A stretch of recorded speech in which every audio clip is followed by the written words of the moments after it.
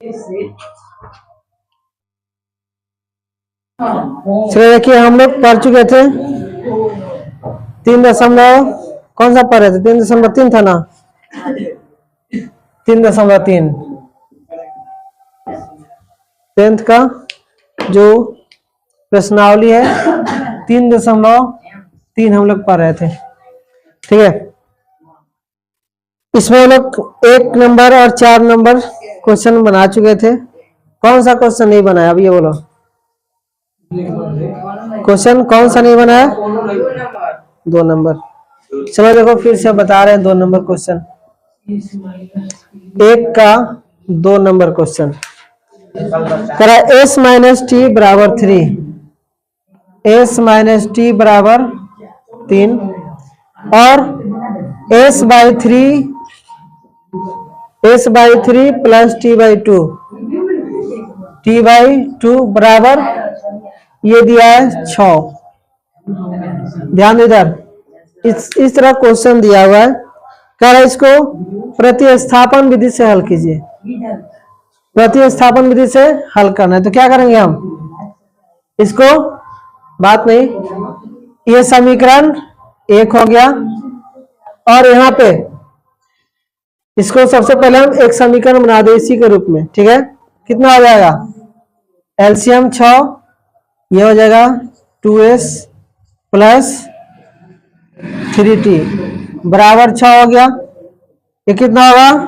2s plus 3t बराबर 36, समीकरण 2। ठीक है, इतना तक क्लियर है? 2 समीकरण यहाँ तक क्लियर है सभी को? अब इसके आगे हम लोग को देखना है, 2 समीकरण हो गया तो किसी एक समीकरण से एक का मान निकालेंगे। थोड़ा सा इंक डाल ले। पहले इतना तक बना चुका था, इतना तक बन गया था ना। अब देखते हैं आगे। देखो, समीकरण 1 और समीकरण 2 समीकरण निकल चुका है। अब हम लोग क्या करना है? समीकरण 1 से हम s का मान निकाल रहे हैं। अब ध्यान दो इधर, समीकरण 1 से हल करें।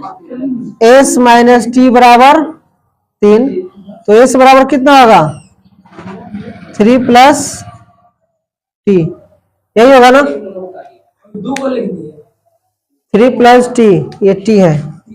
ठीक है, 3 प्लस टी। यहाँ पे समीकरण 1 से समीकरण 1 इसको हम हल किए तो ये 2 आया है। ठीक है, तो s माइनस टी बराबर 3 समीकरण 1 से हल करें तो s बराबर कितना होगा? ये t उधर जाएगा तो प्लस में आ गया। अब इसी s के मान को हम इसको पहले 3 मान ले रहे हैं, समीकरण 3। s के मान को समीकरण 1 से चले तो 2 में रखेंगे अब। ठीक है, s का मान समीकरण 2 में रखने पर ध्यान इधर, s का मान समीकरण 2 में रखा जा रहा है तो क्या होगा? 2 ये है तो 2s 2 और s का मान कितना है? 3 प्लस टी। s बात नहीं, s बराबर 3 प्लस टी है तो इसके जगह क्या लिखना है? 3 प्लस टी प्लस 3t है प्लस 3t बराबर 36 है तो बराबर 36। क्लियर है? अब हमको क्या करना है? इसे हल कर लो। गुणावत कितना होगा? 6 प्लस 2t प्लस 3t बराबर 36। ठीक है, अब यहाँ पे हल कर लो।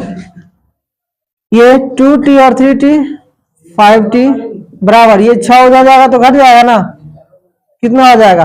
30। अब इसे काट सकते हैं 5 से, 6 बार में t का मान कितना आया? 6। अब इसी t के मान को हम समीकरण 3 में रख देंगे तो हम लोग का s का मान आ जाएगा। अब t का मान समीकरण 3 में रखने पर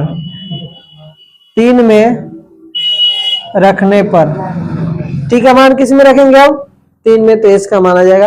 यानी s बराबर कितना हो गया? टी में रख रहे हैं तो एस बराबर 3 प्लस टी। टी का मान कितना है 6, यानी एस बराबर 9। अतः हम लोग का आंसर कितना आया था, टी बराबर 6 और एस बराबर 9। यही हम लोग का आंसर है। क्लियर है? इस तरह से हम लोग को सिंपल तरीका है, सिंपल क्वेश्चन ही बन जाएगा। चलो नोट करो।